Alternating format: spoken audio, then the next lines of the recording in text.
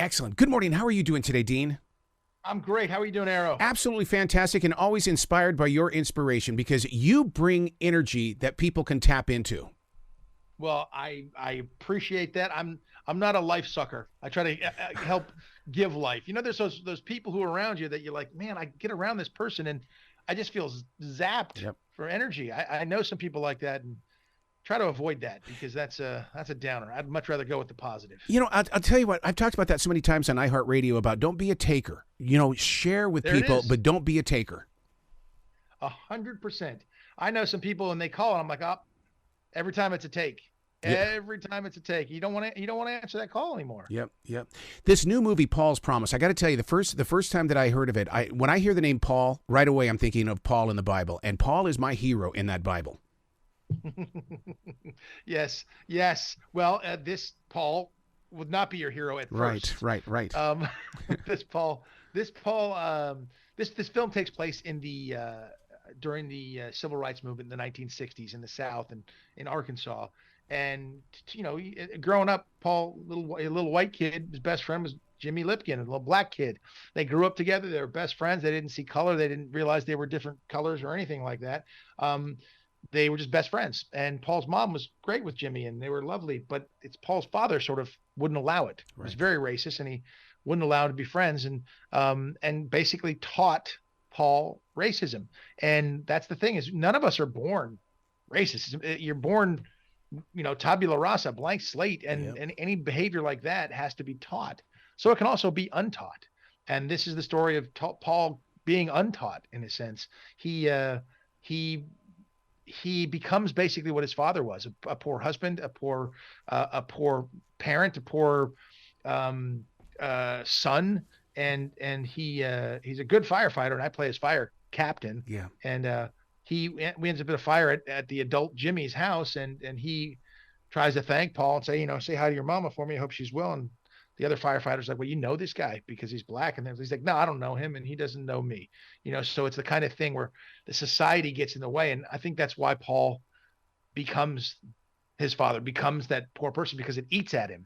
And eventually his mother is very, very ill, and she asks him to go and pray. She was very non-racist and always try to teach him the right way to do things. But she asked him to go to church and you know, do a prayer list for her. And he says he'll do it, but of course he's lying.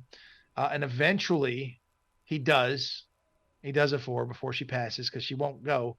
She's hanging on for something, and that's what it is. And he goes there, and it changes his life, and he spends the rest of his life serving others. Yeah. He started one of the first integrated churches in the American South.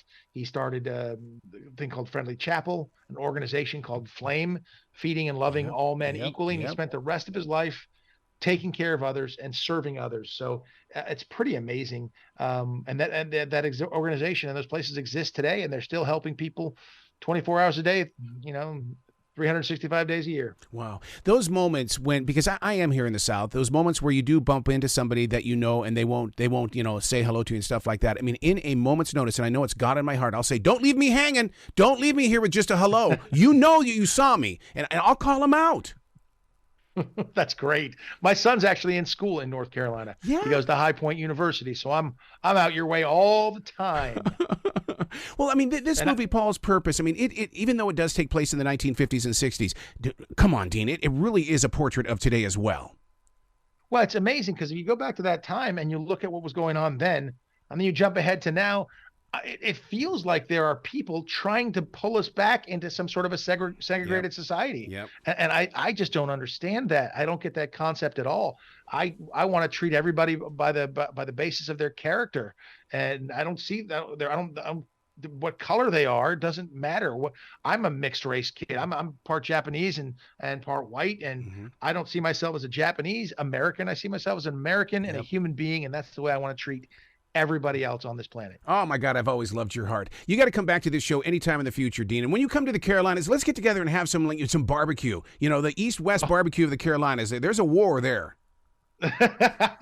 Perfect. I'll go and I'll just sample. All right. I'll sample away and say, so there's a war between the east and the west part of Carolina for which has got the best. Yeah, vinegar based or tomato based. And I like the vinegar, but I'm on the other side of the state where people are going, you can't like vinegar. You don't live on that side of the world.